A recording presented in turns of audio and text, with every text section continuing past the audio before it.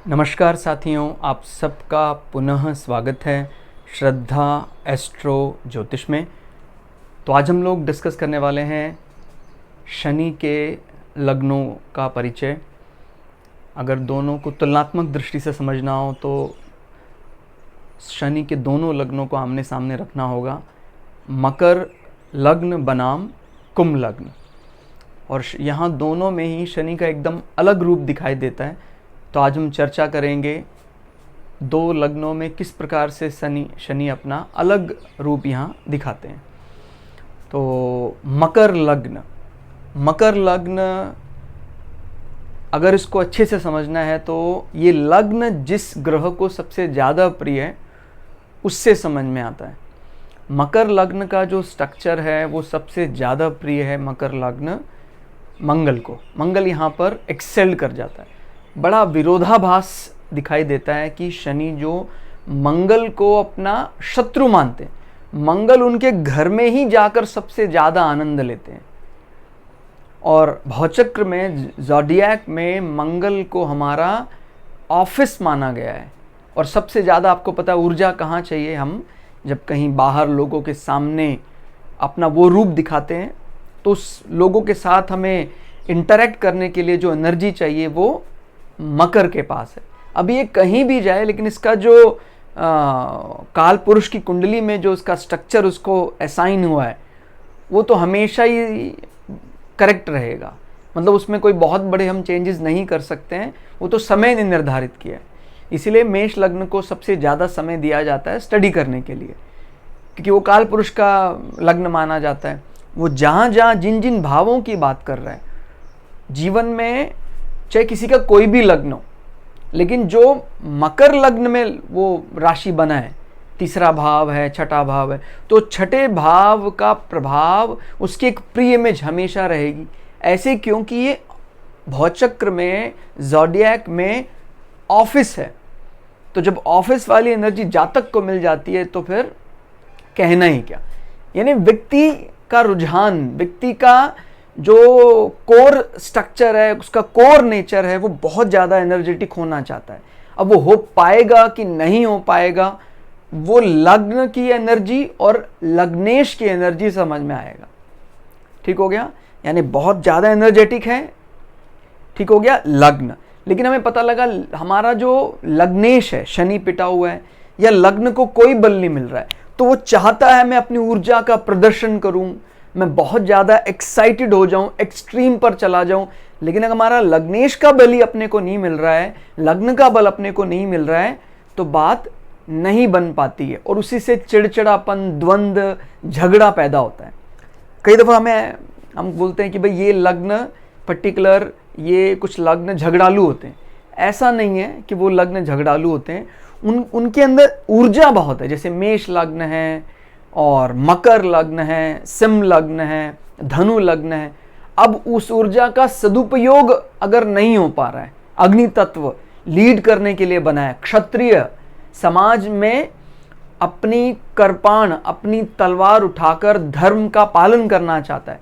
अब उसको उसका लग्न का बल ही नहीं मिल पा रहा है, उसको लग्नेश का बल ही नहीं मिल पा रहा है, तो फिर कन्फ्लिक्ट्स पैदा होते हैं, द्वंद्व पैदा होते हैं और उस एनर्जी से वो विद्रोह कर देता है, जो एक ऋणात्मक दिखाई देती ऊर्जा। तो अपने को ये ध्यान रखना है कि वो झगड़ालू लग्न नहीं माना जाएगा। उसी पार्ट को, उस एनर्जी को जहां हम झगड़े में इस्तेमाल कर रहे हैं, उसी एनर्जी से ना जाने कितने ही कंस्ट्रक्टिव काम किए जा सकते थे अगर हमारा लग्न और लग्नेश बली होता। तो ये तो बात तय है कि जो शनि का एक डोमिनेटिंग एग्रेसिव रूप है वो मकर लग्न में दिखाई देता है। मकर का मतलब आगे से वो एक ऐसा जानवर है जो कई दफा हमें भ्रम देता है कहीं ये एरीज तो नहीं है, क्योंकि एक प्रकार का इसमें गलती है, इसको करेक्ट कर लेना चाहिए। मकर एग्जैक्टली क्रोकोडाइल नहीं है, मगरमच्छ मकर नहीं है। ये एक ऐसा जीव है जो आगे से दिखने में एरीज की तरह, एक प्रकार का कह सकते हैं हिरन का टाइप है, और पिछला जो हिस्सा है कैप्रिकॉन का, मकर का, वो क्रोकोडाइल का है। ठीक हो गया। तो जैसे मेष मकर माने जो मेष राशि है वो मंगल का ऑफिस वाला स्वरूप रिप्रेजेंट करता है, और मंगल को ये लग्न अपने ऑफिस से भी ज्यादा प्रिय, इसीलिए वो एक्सेल कर जाता है यहां पर। तो अपने को ये बात याद रखनी है कि मकर का अगला स्वरूप कुछ कुछ एरीज की तरह दिखाई देता है, या मकर लग्न की कोई पर्सनालिटी हो, अगर आपको पता है मेष लग्न के बारे में, तो कई दफा ऐसा भ्रम पैदा करता है कि यार ये मेष लग्न तो नहीं है। क्योंकि जैसे जैसे हम एस्ट्रोलॉजी में आगे बढ़ते जाएंगे, हम देखकर भी प्रिडिक्ट करने लग जाएंगे, थोड़ा सा बातचीत करेंगे, उसका व्यवहार के बारे में स्टडी करेंगे, ये लग्न हो सकता है, ये राशि हो सकती है। दो चीजों का विशेष ध्यान रखते हैं, लग्न और राशि का। जब वो प्रिडिक्शन देखकर आने लग जाए, बातचीत करके आने लग जाए, स्वभाव को जब टैली करने पर, मिलान करने पर आने लग जाए, तो इसका मतलब हमने एस्ट्रोलॉजी का आधार रख दिया है। ठीक हो गया। जैसे हमने कहा था कि कुछ चीजें ऐसी होती हैं जहां सूर्यास्त सूर्योदय ऐसे कर कर लग्न निकाल लेते हैं, इसी प्रकार से माने अभी तो हम इस कैलकुलेशन में काफी कह सकते हैं फिसड्डी हैं, काफी कमजोर हैं, लेकिन ये कैलकुलेशन आज के 200 साल 500 साल पहले बहुत ही ज्यादा एक्यूरेट थी। उसके लिए हमें कोई कॉपी पेन की आवश्यकता नहीं थी, क्योंकि वो लगातार नक्षत्रों का अध्ययन करते रहते थे। ठीक हो गया। तो उनको पता होता था आज इस समय वो यहां मिलेगा। अभी भी हम ऐसा कर रहे हैं जो प्रैक्टिस में है एस्ट्रोलॉजी की, कि भाई अगर शाम को जन्म हुआ है, ये महीना चल रहा है, तो आपका ये लग्न होगा। हमने अपने चैनल में भी ऐसा कुछ एक वीडियो रखी है, तो आप भी वो वीडियो से प्रयास करें दूसरों का लग्न गैस करने का। लग्न फिर उसके बाद स्वभाव से भी कहते थे कि भाई उस ऋषि मुनि के पास चले जाएं। वो ऋषि मुनि यानी बहुत बड़े एक प्रकार के वैदिक साइंटिस्ट कह सकते हैं, उनको सारा गणनाओं का पता होता था कि वो देख के बता देते कि ये बच्चा ऐसा रहेगा। तो वो धीरे धीरे अभ्यास से हमारे अंदर भी आने लग जाता है कि जब हम किसी को देखते हैं, उससे बातचीत करते हैं, यार ये कर्क हो सकता है, ये कुंभ हो सकता है, और अगर ये कुंभ हो सकता है और हमको पता है कि इस महीने में इसका जन्म हुआ, तो हम समझ जाएंगे कि ये कुंभ तभी हो सकता है जब ये इतने बजे इसका जन्म हुआ होगा। तो इस प्रकार से हम सब चीजें बताने लग जाते हैं। ठीक हो गया। तो धीरे धीरे हम हमारी तो यही इच्छा है कि हम जो पुराना कभी वो धीरे धीरे गुलामी की जड़ों में जो भूल गए, हम बहुत लंबे समय गुलाम रहे, अपनी कैलकुलेशन सब भूल गए, अपनी ही चीज़ों पर क्वेश्चन रेज करने लग गए, तो वो बहुत ही साइंटिफिक कैलकुलेशंस हैं। उनका घटना बढ़ना मतलब एकदम उसका औसत तय है, वो किस प्रकार से घट रहा है, किस प्रकार से बढ़ रहा है, बहुत ज़बरदस्त मैथ्स है। हाँ, किसी को मैथ्स से एलर्जी है वो अलग बात है, मैथ्स किसी को आता नहीं है तो फिर वो कुछ भी बोल सकता है। नहीं तो अगर मैथ्स पता है तो फिर ये बहुत ही ज़्यादा एक्यूरेट है कि मकर में ही, कुंभ में ही संध्या काल इतने बजे ये लग्न, ये रूप। ठीक हो गया। तो और वो भी बहुत लंबा रिसर्च है कि भाई इसका नेचर इसी के तरह हो सकता है। ठीक हो गया। ये हमने संसार के किसी जीव के नेचर के साथ मिलाने का प्रयास किया है, क्योंकि वो नेचर एकदम अलग प्रकार का आ रहा था।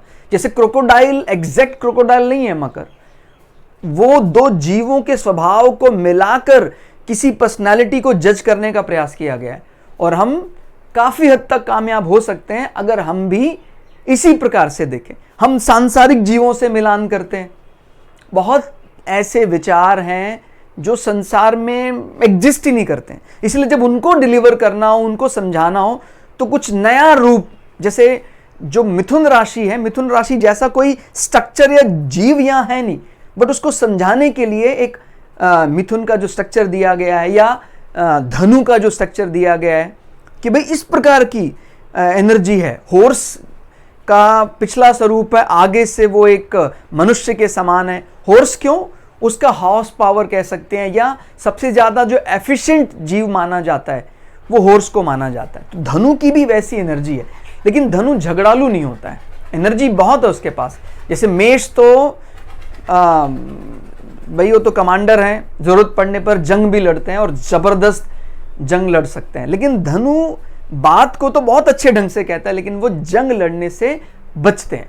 ऐसे ही मकर बहुत ज्यादा एनर्जी है, और शनि का यहां पर हमें एग्रेसिव रूप दिखाई देता है, और जरूरत पड़ने पर ये जंग भी लड़ सकते हैं अपने स्टेटस को बचाने के लिए, अपने ऑफिस को बचाने के लिए।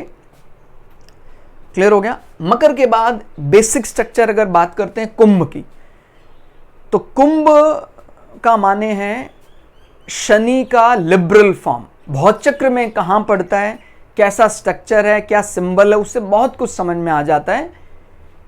भाई भौत चक्र में ये लाभ स्थान माना जाता है, जिससे भी मिल रहा है कुछ प्राप्ति उसको आने दो, चाहे वो हमारा शत्रु भी क्यों ना हो, अगर लाभ मिल रहा है तो आने दो। तो लिबरल फॉर्म ऑफ सैटर्न, कई लोग इसको बोल देते हैं कि भाई ये तामसिक प्रवृत्ति है।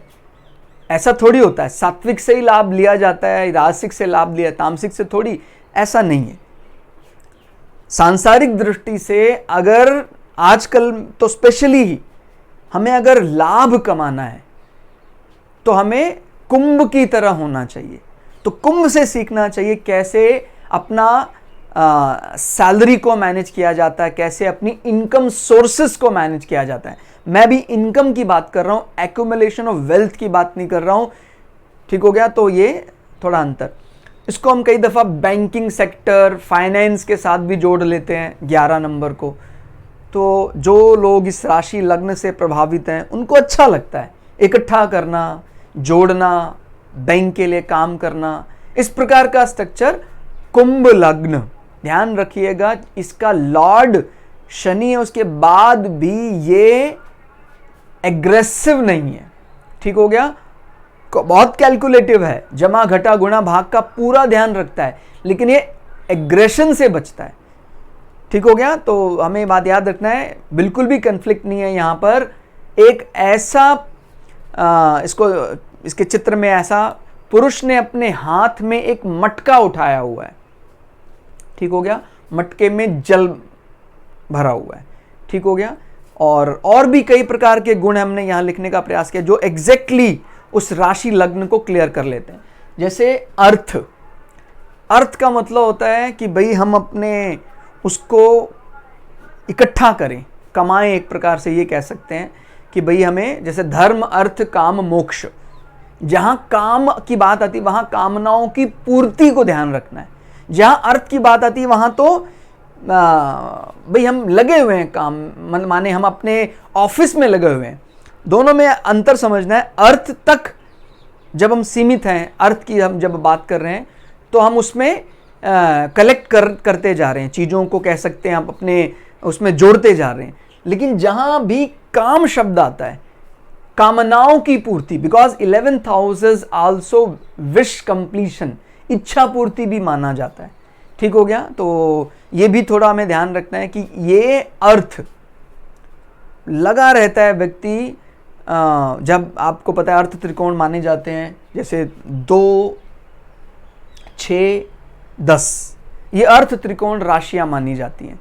ठीक हो गया। ये प्लान बनाकर किस प्रकार से धन आएगा, इस प्रकार की में माहिर होते हैं, इसीलिए इनको वैश्य कहा जाता है। ठीक हो गया। एस्ट्रोलॉजिकल जो वर्ण असाइन किए गए उनका भी बहुत ज़्यादा अर्थ होता है जो आपको अच्छे से समझना है। और मैं पहले क्लियर कर रहा हूं, सभी अपनी जगह महान है। ठीक हो गया।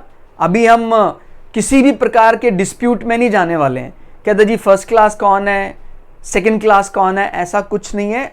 सब ज़रूरत के हिसाब से है। ठीक हो गया। कि कोई चाहता है कि मैं ईश्वर की भक्ति में लगा रहा हूं, संसार की तरफ ध्यान ही ना दूं, हालांकि देखा जाए तो थोड़ा सा इम्प्रैक्टिकल डिजाइन दिखाई देता है, तो उसको हम एस्ट्रोलॉजिकली जो वर्ण असाइन कर रहे हैं, जो मिथ में, या एग्जैक्टली नॉट मिथ नहीं कह सकते हैं इसको, हम कह सकते हैं जो उस दर्शन में लगा रहना चाहता है, ईश्वरीय दर्शन में लगा रहना, ब्रह्म को ज्ञान स्वरूप में समझना चाहता है, उसको फिर वो एस्ट्रोलॉजिकली ब्राह्मण राशि बोल रहा है। और जो कह रहा है कि नहीं, मेरी तो प्रैक्टिकल अप्रोच है, मैं तो संसार को कर्म से जीतना चाहता हूं, जो काम से, काम माने कर्म प्रधान जीवन करके उस संसार को जीतना चाहता है। एस्ट्रोलॉजिकली वर्ण उसका क्षुद्र होगा, जो कलिकाल में सबसे श्रेष्ठ माना जा सकता है। क्योंकि हम पूरी तरह से कर्म करने के लिए बने हैं। काम को, जैसे मान लीजिए मैं किसी काम में मास्टर हूं, मैं दक्ष हूं किसी भी काम में, तो वो एस्ट्रोलॉजिकली शूद्र वर्ण है और वही उसकी विशेषता है। तो सभी का अपना अपना फायदा है। वैश्य जो है वो एक ऐसी पॉलिसी बनाना चाहते हैं जिससे उनको बहुत लंबे समय कोर पे काम ना करना पड़े, यानी जो ग्राउंड लेवल पर काम कर रहा है, जो वास्तव में कर्म का पुजारी माना जा सकता है एस्ट्रोलॉजिकली, वो शूद्र वर्ण है।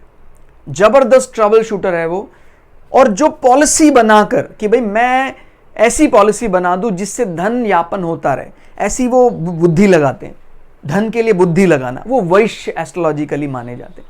इसी प्रकार से एस्ट्रोलॉजिकली जो क्षत्रिय माने जाते हैं, वो कहते हैं मेरा जो बल है उसका प्रयोग मैं लीड करने के लिए करूं, दिशा निर्देश देने के लिए करूं।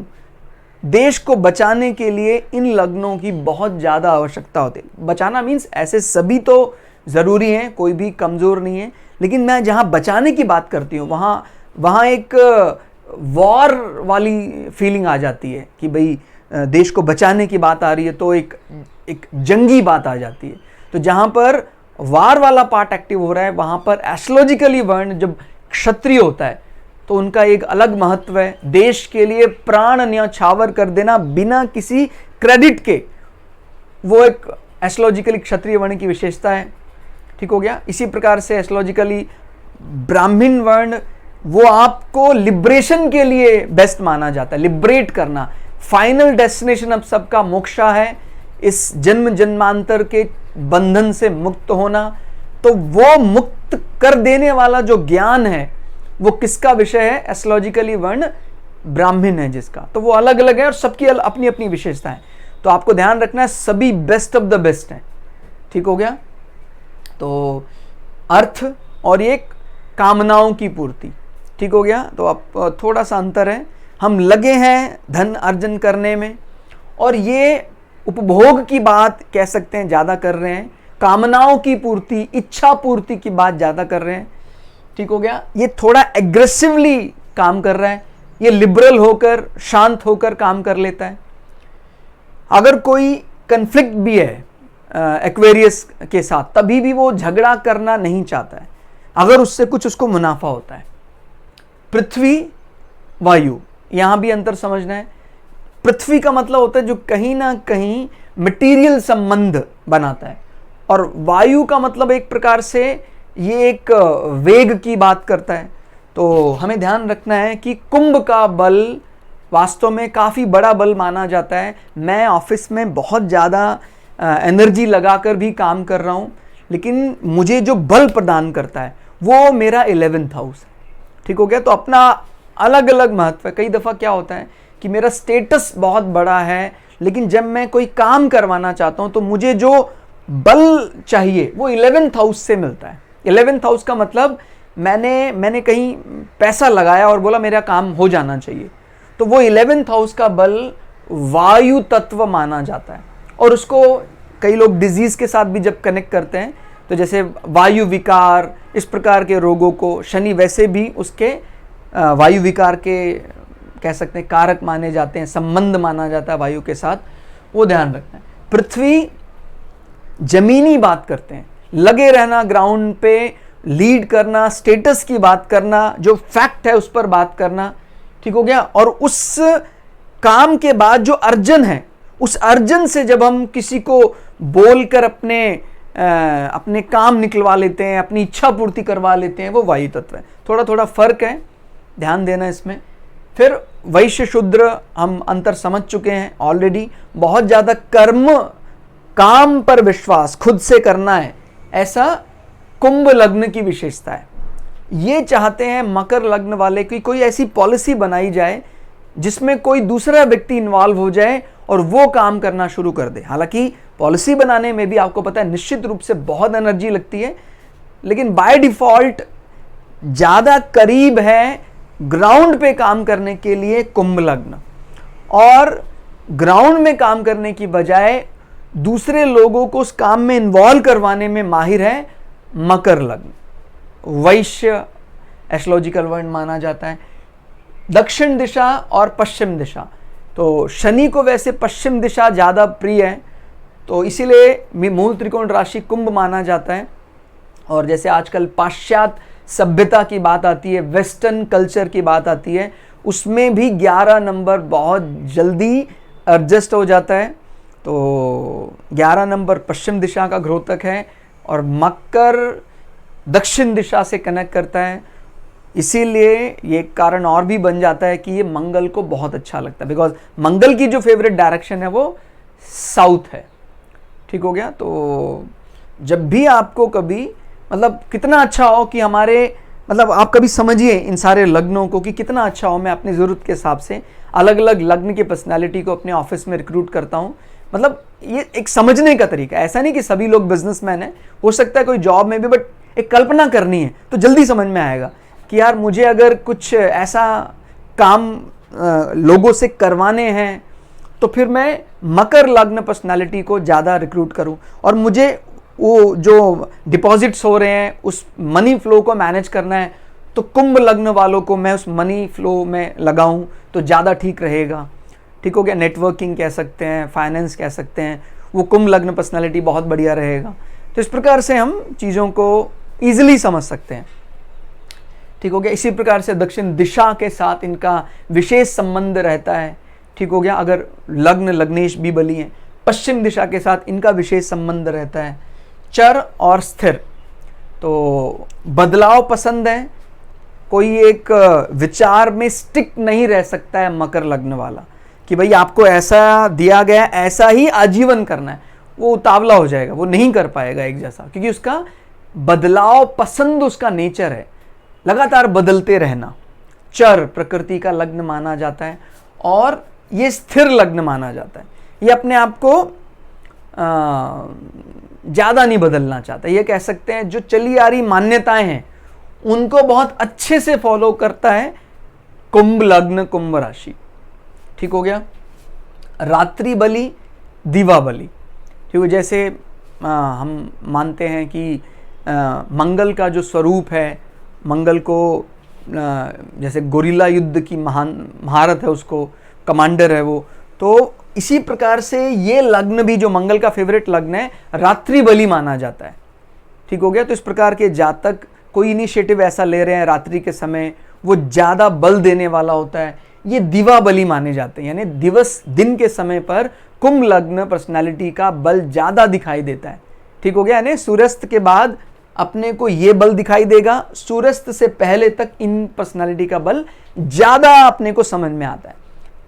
भाई आप इस प्रकार से समझने लग जाएंगे धीरे धीरे, जब लग्न लग्नेश बली है हमारे, तो जैसे सुबह के समय पर है, आपको लगेगा कि ये इतना एक्टिवली काम नहीं कर पा रहा, शाम होते ही बहुत एक्टिवली काम करने लग जाते हैं। तो इस प्रकार से भी हम अंतर कर पाते हैं। घुटने वाले हिस्से को ये रिप्रेजेंट करता है, तो जो भी घुटने वाला हिस्सा है, घुटने वाले हिस्से में कोई परेशानी है या वो ज़्यादा डोमिनेट करता है, बहुत बली है, वो मकर लग्न की विशेषता है। अगर लग्न लग्नेश कहीं नेगेटिवली इफेक्टेड है तो वो ही हमारा घुटने वाले पार्ट को खराब करेगा, कमज़ोर करेगा। और कुंभ लग्न माना जाता है टांग या घुटने का निचला हिस्सा, लेग, वो मजबूत है, कमज़ोर है, फ्रैक्चर हो जाता है उसमें जल्दी, वो कुंभ लग्न से समझ में आता है। कुंभ लग्न लग्नेश कहीं पीड़ित हैं, 11वां भाव भी पीड़ित है, तो उसके घुटनों के निचले हिस्से में समस्या हो सकती है। ठीक हो गया। तो इस प्रकार से हमने इनके दिशा वर्ण इस प्रकार गुण को समझा, काफ़ी ज़्यादा क्लैरिटी मिल जाएगी इस प्रकार तुलना करने से। अब कोशिश करेंगे भाव के हिसाब से समझने का। प्रथम भाव, पहला भाव, उनके सेरेब्रम बुद्धि में पूरी तरह से 10 नंबर हावी रहता है। कहीं यहाँ मंगल बैठ जाए या परिवर्तन योग में आ जाएं कुछ प्लैनेट, स्वग्रही जैसा बर्ताव कर, माने जैसे मंगल यहाँ बैठ जाए, शनि यहाँ बैठ जाए, तो परिवर्तन धन योग भी एक्टिव हो गया, तो ये बहुत ही ज़्यादा एनर्जेटिक कर देता है जातक को। परिवर्तन धन योग एज वेल एज परिवर्तन राजयोग भी एक्टिव हो जाएगा, बिकॉज लग्न का चतुर्थेश के साथ भी संबंध बन जाएगा। तो बहुत मतलब ऐसे लोग एक प्रकार से अपराजय हैं, उनको नहीं जीता जा सकता है। सीधी बात यह है, एक्साइटेड फॉर्म ऑफ मार्स आप समझ सकते हैं कितना ज़्यादा एनर्जी है मंगल के अंदर। इतनी एनर्जी मंगल के इतनी किसी के पास नहीं, और मंगल को ये फेवरेट लग्न लगता है। तो लग्न में मंगल हो, लग्नेश शनि अच्छी जगह पर बैठे हों, तो वो अपराजय हैं। आप उनको धमका लो, डांट लो, कुछ भी कर लो, वो सिलेंडर करने वाले नहीं हैं। अब कई दफ़ा ये चीज़ नेगेटिव भी मानी जा सकती है, जैसे हमने लास्ट टाइम मेष और वृश्चिक का तुलना की थी, कि क्योंकि ये झुकने पर ज़्यादा विश्वास नहीं करते हैं, जो इनको मतलब ये एक मॉड्यूलेशन इनको करना पड़ेगा आज के समय पर। ठीक हो गया। तो अगर हमें लगता है कि नहीं, नीति का इस्तेमाल करना है, तो सिंह की तरह नहीं चलना है, एरीज की तरह नहीं चलना है, बिकॉज मैंने बताया आगे से ये एरीज की तरह दिखता है। भाई अगर गुस्सा आ गया है तो फिर वो संभलने वाला नहीं है, बट उसको ये बात समझ में आनी चाहिए। मकर लग्न वाले कई बार अपना नुकसान कर लेते हैं, तो इस मामले में ये बहुत माहिर हैं। 11 नंबर ज़बरदस्त, वो समझ जाते हैं कि नहीं, मुझे तुरंत अभी रिएक्ट नहीं करना चाहिए। कुछ समय के बाद जब सही में मेरा वक्त आएगा तब मैं रिएक्ट करूँगा या ओवर रिएक्ट करूँगा। वो इस मामले में कुंभ एकदम परफेक्ट है। तो अपना अपना बल है, लेकिन ये इसके अकॉर्डिंग, इसकी पर्सनैलिटी के अकॉर्डिंग सूट भी करता है। अपराजय है, उसको पता है कि वो मेरा बिगाड़ भी लेगा तो भी क्या बिगाड़ लेगा। इस प्रकार की भावना रहती है मकर में थोड़ी सी। तो वो तो ईश्वर ने दी है इनको, अब इनका नेचर ऐसा है, तो ईश्वर ही जानता है वो अच्छा है तभी दिया उनको। फिर बात आती है हमारा इस पार्ट को लेकर, कुटुंब पार्ट को लेकर इसको अच्छा नंबर मिल गया है 11 नंबर। ठीक हो गया। इसको भी काफ़ी अच्छा नंबर मिला है 12 नंबर। तो कुटुंब को लेकर हमें, जैसे मैंने बताया, 11 नंबर तो बोलता है अगर लाभ मिलता है तो आने दो। तो ये अपने एक्यूमुलेशन ऑफ वेल्थ के लिए मकर वाले बहुत माहिर हैं। अगर शनि की स्थिति अच्छी है तो समझ लीजिए बहुत सा धन जोड़ने में कामयाब हो। एक होता है कमाना, एक होता है जोड़ना। कमाई कहाँ से देखते हैं? 11वें भाव से। जोड़ना कहाँ से देखते हैं? दूसरे भाव से। तो ये पार्ट इनका बहुत बढ़िया रहेगा। ये है पाइसेस। वैसे ये थोड़ा ज़्यादा कह सकते हैं 12 नंबर, क्योंकि खर्चीला होता है। ज़ोडिएक में, भौचक्र में ये व्यय भाव रिप्रेजेंट करता है, तो उसकी प्री इमेज रहेगी। अगर कहीं इसके स्वामी भी कमज़ोर आ जाए तो निश्चित रूप से इसके कंपेयर में ये, मैं अभी लाभ की बात नहीं कर रहा हूँ, मैं अभी उस धन को जोड़ने की बात कर रहा हूँ, अपनी तिजोरी तक पहुँचाने में। जैसे इसको कैसे समझे, मेरी आमदनी मान लीजिए 10 रुपये है, तो उस 10 में से 6 रुपये का ये सेविंग कर पा रहा है, इसकी भी 10 रुपये, ये 10 रुपये में से 5 की सेविंग कर पा रहा है। ठीक हो गया। या ये कह सकते हैं इसकी ज़्यादा है, इसके 100 रुपये, 100 रुपये में से ये 40 ही रुपये जोड़ पा रहा है। देखा जाए इससे ज़्यादा है वो, क्योंकि कमाई ज़्यादा कर रहा है, बिकॉज 11 नंबर का नेचर है, लाभ मिलता है तो आने दो। लेकिन ये इसके मुकाबले कम जोड़ने वाला है, ये बढ़िया जोड़ लेता है। 11 नंबर है क्योंकि इसके दूसरे भाव में।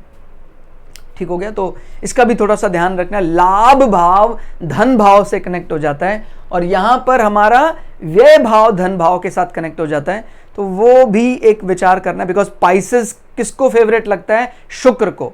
शुक्र, या कह सकते हैं रोमांटिक फेज ऑफ जुपिटर। थोड़ा सा रोमांटिक हो जाता है आदमी इस चीज को लेकर, कहता तो ठीक है लगा दो, बढ़िया, इसको अपने ऊपर भी लगाना चाहिए, पैसा अपने शरीर पे लगाना चाहिए, तिजोरी पे क्या करना है। तो इस प्रकार का नेचर कुछ आ जाता है, तो अच्छा खासा पैसा अपने शरीर पर लगा लेता है। तो बैंक बैलेंस की दृष्टि से अगर हम तुलना कर रहे हैं परसेंटेज वाइज, तो ये ज़्यादा जोड़ने में कामयाब हो जाता है। फिर बात आती तीसरा भाव। तीसरा भाव होता है हमारा पराक्रम, इनिशिएटिव। तो इनिशिएटिव जो एक इंटेलिजेंट, जहाँ वाकई उसको आवश्यकता है, ज़रूरत है कमांड की, वॉइस हो, तो ये अपनी वॉइस के ज़रिए बहुत अच्छे से इंटेलिजेंटली वर्क करते हैं। और इनका नेचर वैसे मकर का जो ओवरऑल पर्सनालिटी है वो मैंने बताया बहुत एग्रेसिव माने जाते हैं। लेकिन जहाँ भी कुछ ऐसे बात आती फॉर्मल कम्युनिकेशन की, वहाँ पाइसिस की तरह बर्ताव करते हैं। Pisces means romantic phase of Jupiter, एक बहुत इंटेलिजेंट आदमी की तरह जो बहुत मीठा भी बोलना जानता है। तो जब भी इनको कोई ऐसे काम में लगाया जाता है तो अपनी वॉइस को ये पाइसिस की तरह रखते हैं, मीन की तरह रखते हैं। ध्यान रखना है, वॉइस का पार्ट अलग है, बुद्धि का पार्ट अलग है, ये बुद्धि सेरेब्रम को रिप्रेजेंट करता है, ये हमारा फॉर्मल कम्युनिकेशन रिप्रेजेंट करता है ना। फोर्थ हाउस हमारा भवन, हमारा घर, हमारी माता की पर्सनालिटी। तो इनकी माँ का नेचर जो होगा वो 1 नंबर मंगल के ऑफिस की तरह होगा, माने डिसिप्लिन है, अनुशासित हैं, काम को करना चाहते हैं। एक बात और याद रखिएगा, किसी माँ के 2 बच्चे हैं, एक का हो सकता है मकर हो, एक का कुंभ हो, तो आपको लग रहा है सर ये क्या बात है, अब माँ के लिए अभी आप एक बता रहे हैं, उसकी कुंडली में वो 2 आ रहा है, तो ये माँ का भी स्वभाव बच्चे के हिसाब से अलग रिफ्लेक्ट होकर आता है। कई बार ये समझ में आता है कि यार ये बच्चा बड़ा मीठा है, तो माँ उसी प्रकार से बर्ताव करती है, करेगी नहीं ये एग्रेसिव है, तुम थोड़ा सा मुझे इसके लिए टाइट होना पड़ता है। तो यहाँ पर ये 1 नंबर माँ बर्ताव करती है, थोड़ा सा एग्रेसिवली इसको लेती है, टाइट होकर लेती है कि नहीं। तो अपने को ये बात ध्यान रखनी है। और यहाँ पर कुटुंब माना जाता है भवचक्र में, ज़ोडिएक में, जो वो इनके मदर पार्ट में आ जाता है। तो इनकी मदर का नेचर बांधने वाला, ग्रह लक्ष्मी, घर को जोड़ने वाली स्त्री, ठीक हो गया। एग्रेशन का इस्तेमाल नहीं करती हैं, इस प्रकार का नेचर है। यहाँ एग्रेशन का इस्तेमाल अवश्यंभावी हो जाता है। और अगर मंगल कमज़ोर स्थिति में है तो फिर ये चिड़चिड़ा बना देता है माँ को, ठीक हो गया। और मंगल मजबूत है तो जो उनका नेचर है बाय डिफ़ॉल्ट उनकी बातें पूरी हो जाती हैं, उनका अनुशासन, उनका टाइम टेबल पूरा हो जाता है, तो वो सोसाइटी द्वारा एक्सेप्ट कर लिया जाता है, ठीक हो गया। पंचम भाव, ये अपने पढ़ाई पार्ट को लेकर, डिग्री सर्टिफिकेशन, संतान भावों को लेकर, फैन फॉलोइंग को लेकर बड़े ज़्यादा कनेक्ट करने वाले होते हैं, मीठा स्वभाव रखते हैं। 2 नंबर को मीठा माना जाता है क्योंकि चंद्रमा एक्साइट होता है 2 नंबर में, आप समझ सकते हैं। चंद्रमा जो मक्खन है स्वभाव में, एकदम मन को प्रसन्न कर देने वाला प्लैनेट है, जो एक्साइटेड है प्लैनेट चंद्रमा 2 नंबर राशि में, तो आप समझ सकते हैं 2 नंबर का स्ट्रक्चर कैसा होगा। बहुत ही प्यारा स्ट्रक्चर है। तो अपना जो पढ़ाई का पार्ट गुजारते हैं ये बहुत अच्छे से गुजारते हैं। पढ़ाई के साथ जो उनके सहकर्मी, उनके जो फ्रेंड्स हैं वो भी उनको बहुत अच्छे मिलते हैं। शुक्र की स्थिति अच्छी है तो वो जो चाहते हैं अपनी पढ़ाई से संबंधित वो पूरा हो जाता है। और शुक्र की स्थिति कमज़ोर है तो वो चाहते हैं मुझे ऐसा मिल जाए, हमेशा वो ऐसे ही रहना चाहेगा मकर लग्न अपनी पढ़ाई को लेकर 2 नंबर की तरह। बट वो अगर नहीं मिलता है तो फिर वो डिससेटिस्फाई हो जाता है, उसी से ही कन्फ्लिक्ट्स पैदा होते हैं, कलह पैदा होते हैं। ये अपने पढ़ाई को लेकर थोड़ा रोमांटिक फेज ऑफ मरकरी, हालांकि मरकरी बहुत इंटेलिजेंट है बट थोड़ा सा रोमांटिक होना चाहता है।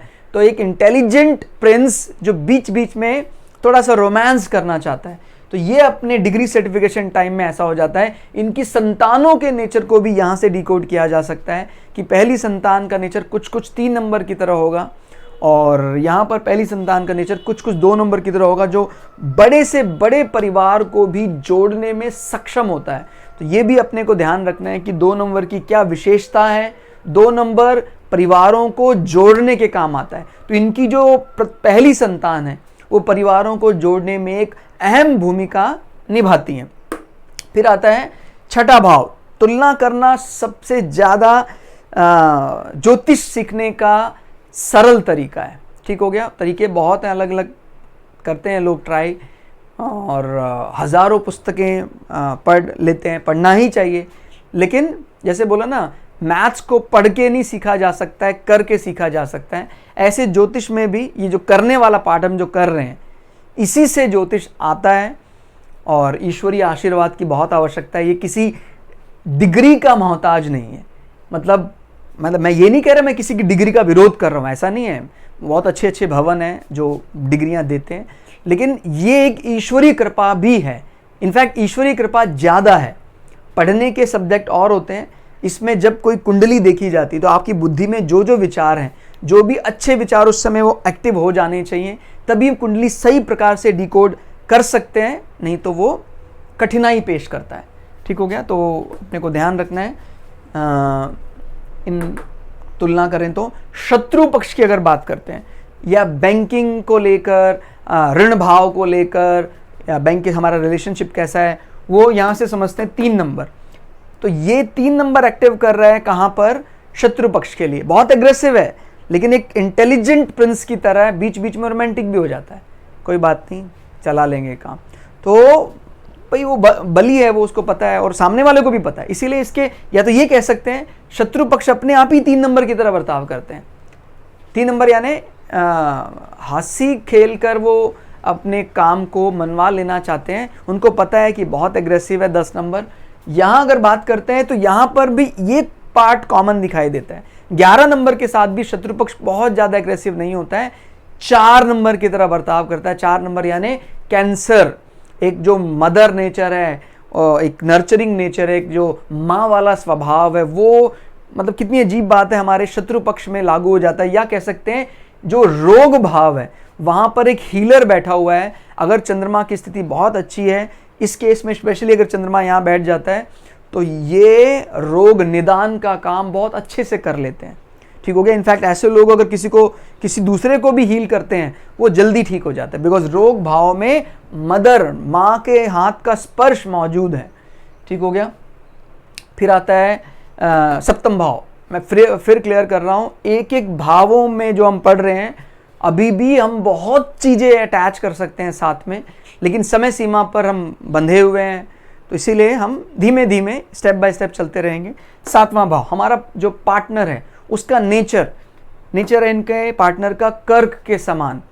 तो आप समझ सकते हैं मक्खन माना जाता है, चंद्रमा का आप खुद का घर है, तो बहुत ही अच्छा मीठा स्वभाव, जोड़ने वाला स्वभाव, mother nurturing nature, hospitality, caring, और इनमें जो इनका जो स्पाउस है वो एक प्रकार का कह सकते हैं आदेश देने वाला है, बॉसी है। ध्यान दीजिए, आदेश देने वाला बट एग्रेसिव नहीं है। 11 नंबर के सामने वाला यानी 11 नंबर के जो 7वें पर पड़ता है लियो को कभी भी झगड़ालू नहीं माना जाता है, बॉसी जरूर माना जाता है। भाई राजा है, राजा तो आदेश नहीं देंगे तो कैसे चलेगा, फिर राजा काहे का। तो राजा तो है लेकिन वो कोई झगड़े के मूड में नहीं। अपने को समझना है कि सूर्य अगर यहाँ की बजाय कहीं और बैठकर, जैसे यहाँ बैठकर एक्सेल कर जाए तो ज़्यादा अच्छा माना जाता है। बिकॉज हालांकि इसमें भी ये एक प्रकार का कह सकते हैं एक्सेप्शनल है इस पर्टिकुलर लग्न के लिए। सूर्य को सप्तम भाव में, या कह सकते हैं जिसका भी जन्म जो है संध्या काल होता है, उसको ऐसा बोला जाता है कि भाई पार्टनर का सुख थोड़ा कम मिलता है क्योंकि सूर्य उसके सप्तम भाव में आ जाते हैं। लेकिन ये एक एक्सेप्शनल लग्न बन जाता है, बिकॉज सूर्य अगर बली होकर सप्तम भाव में आ जाता है तो जो पार्टनर होता है बहुत शाही होता है, रॉयल होता है, और वो कन्फ्लिक्ट्स जो हैं जो बिकॉज यहाँ का कारक प्लैनेट माना जाता है शुक्र, और शुक्र और सूर्य में 2 साइडेड एनिमी है दोनों, 36 का आंकड़ा है, इसीलिए सूर्य थोड़ा कम अच्छा माना जाता है। लेकिन अगर राशि बल से सूर्य बैठा हुआ है तो फिर वो नया नियम लागू हो जाता है, ओवर रूट कर जाता है उसके ऊपर। तो ध्यान रखना, सूर्य को यहाँ पर बिठाया जा सकता है इस लग्न के लिए।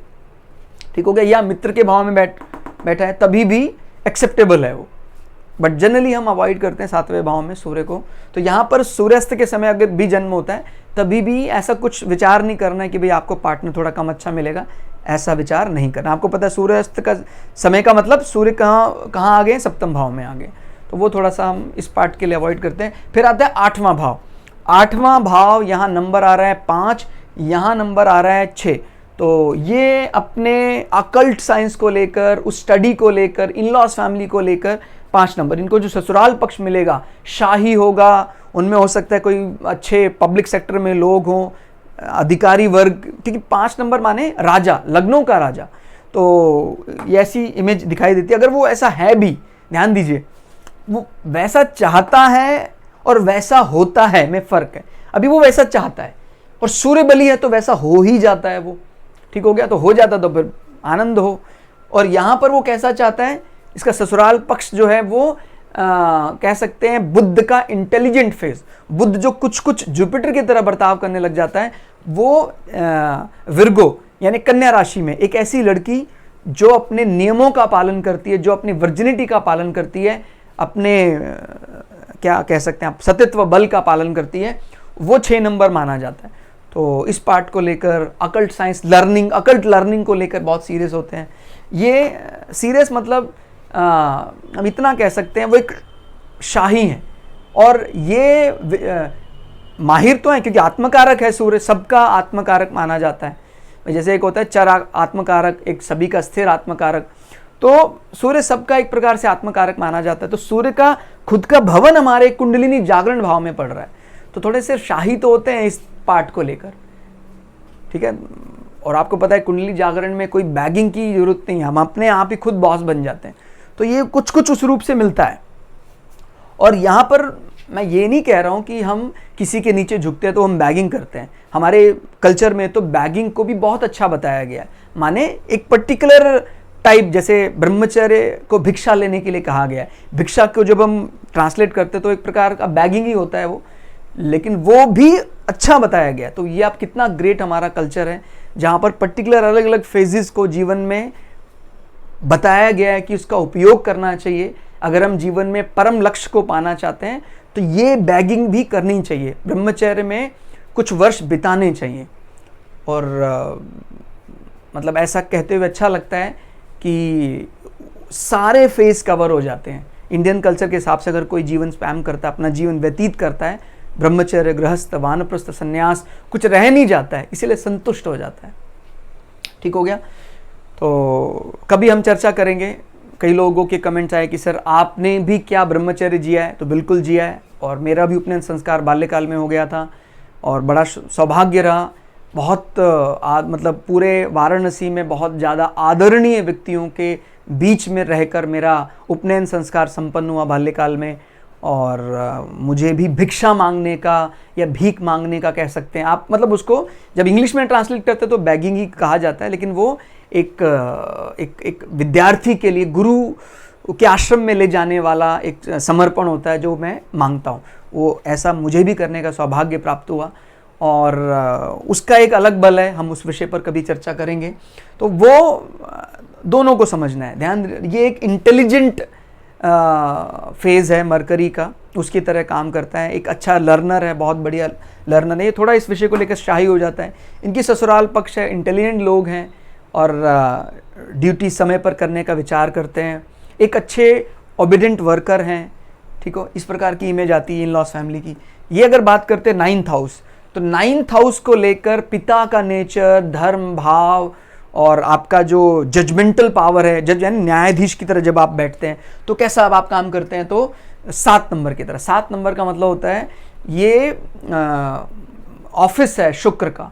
ठीक हो गया, शुक्र का ऑफिस है, इसको बिजनेस राशि भी माना जाता है। तो अच्छे से जज करते हैं, माने कुछ चीज़ डिवाइड करना हो, कुछ बताना हो तो ये बहुत माहिर है इस पार्ट में। और ये भी अच्छा माना जाता है। दोनों के स्वभाव में अगर देखें तो थोड़ा सा ज़्यादा परिवार के साथ मिलने वाला पार्ट 7 नंबर में दिखाई देता है, क्योंकि 6 नंबर में बुद्ध तो खुद ही कह रहा है मैं थोड़ा सा इंटेलिजेंट होना चाहता हूँ, बृहस्पति की तरह होना चाहता हूँ। एक प्रिंस है जो बहुत इंटेलिजेंट है, ऐसी पर्सनालिटी हमारे पिता की है। और एक कह सकते हैं थोड़ा सा खिलखिला नेचर है, बिकॉज वीनस का हंसने वाला है। और शुक्र को हम बाय डिफ़ॉल्ट मानते ही हैं कि भाई वो हमारे पत्नी या स्पाउस का कारक माना जाता है, तो कुछ कुछ वैसा नेचर तो है। फिर उसमें 7 नंबर में वो थोड़ा सा ज़्यादा फॉर्मल हो जाता है और बिजनेस डील भी करना जानता है, तो मीठा स्वभाव इनके पिता का ज़्यादा दिखाई देता है। तो बाकी अलग अलग हैं, ये भी अगेन एक इस चीज़ को भी रेक्टिफाई करना है। हो सकता है पिता बहुत एग्रेसिव हो, लेकिन उनके लिए जब कभी भी बातचीत चलेगी तो वो मीठा। और इस लग्न के लिए पिता का इंटेलिजेंट फेज एक्टिव रहेगा, वो अपनी हंसी को भी रोकने का प्रयास करेंगे। बुद्ध गुस्से वाला नहीं है, ध्यान रखना है। ठीक हो गया, शुक्र को भी हम गुस्से के लिए नहीं चुनते। दोनों के फादर जो हैं, इस लग्न के फादर, उनका अच्छा नेचर है, लेकिन यहाँ पर इंटेलिजेंस ज़्यादा दिखाई देता है। और यहाँ पर एक प्रकार का वीनस को जमा घटा गुणा भाग करते हुए पाएंगे। एक गृहिणी है, वो महिला ही, लेकिन वो जमा घटा गुणा भाग कर रही है कुछ कुछ, क्योंकि बिजनेस राशि मानी जाती है वो 7 नंबर, तो ऐसा रूप दिखाई देता है। फिर हम बात करते हैं हमारा दशम भाव, हमारा स्टेटस, हमारा ऑफिस। ये ऑफिस में 7 नंबर की तरह बर्ताव करते हैं। शुक्र से संबंधित कोई ऐसा कृत्य, शुक्र बहुत ज़्यादा फॉर्मल हो गया है, सधा हुआ है, तो वैसा इनका ऑफिस दिखाई देता है। और इनका ऑफिस में काफ़ी चीज़ें ऐसी होती हैं जो हाइड होती हैं, कम दिखाई। ऑफिस में इनका मूल स्वभाव वैसा नहीं है। कई दफ़ा इनको ऐसा काम मिल जाता है, जैसे कहीं बैंक में भी है, तो वो काम जो जनरल पब्लिक डीलिंग में कम होता है, वो काम, ऐसा काम दे दिया। कुछ चेक कंप्लीट करने के लिए उनको बिठा रखा है ऐसी टेबल पर, बिकॉज वो छुपा हुआ है थोड़ा सा। तो इसलिए एकदम फ्रंट पे आकर काम ना करना, थोड़ा सा बैक सपोर्ट देने वाला ऐसा काम है इनका। ये तो अपने काम को खुले रूप से ही करेंगे, बिकॉज बिजनेसमैन है वो, डील करते हैं वो इस प्रकार का। तो शुक्र वैसे भी ज़्यादा देर नहीं छुप सकता है, ठीक हो गया। बुध शुक्र को बहुत ज़्यादा इंटेलिजेंट होना पड़े, छुपना पड़े तो वो परेशान हो जाता है। जैसे शुक्र यहाँ बहुत परेशान हो जाता है, 8 नंबर में भी परेशान होता है, बट इतना नहीं होता जितना ज़्यादा 6 नंबर में, बिकॉज वो इतना ज़्यादा कैलकुलेटिव नहीं होना चाहता है या हो सकता है, ठीक हो गया।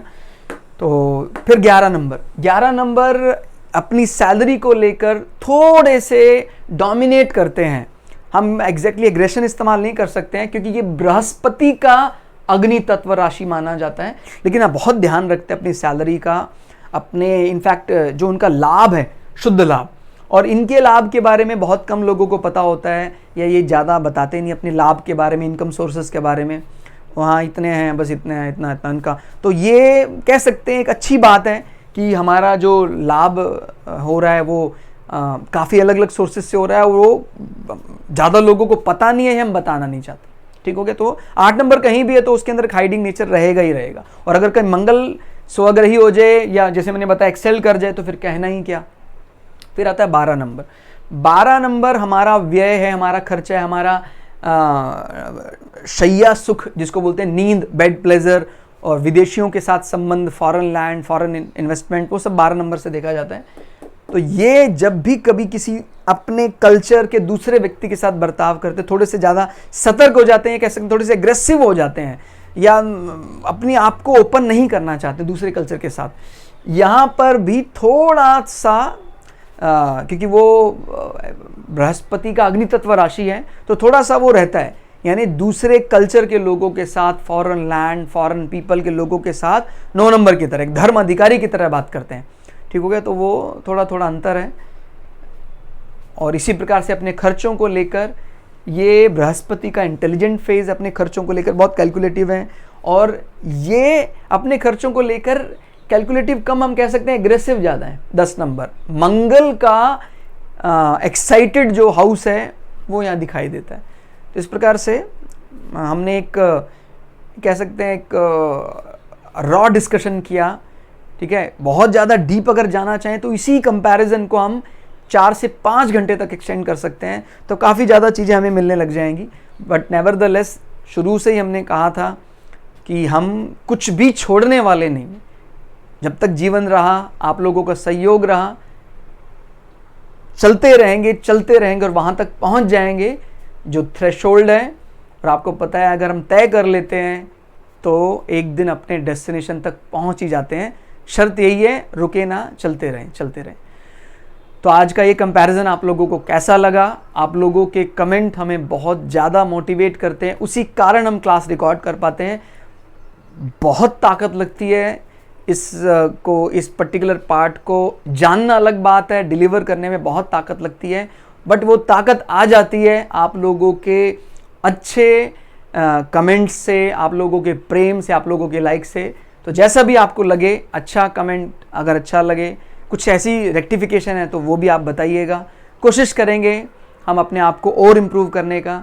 मिलते हैं अगली क्लास में, तब तक के लिए जय श्री भगु पराशरा, जय श्री शुक्राचार्य, नमस्कार।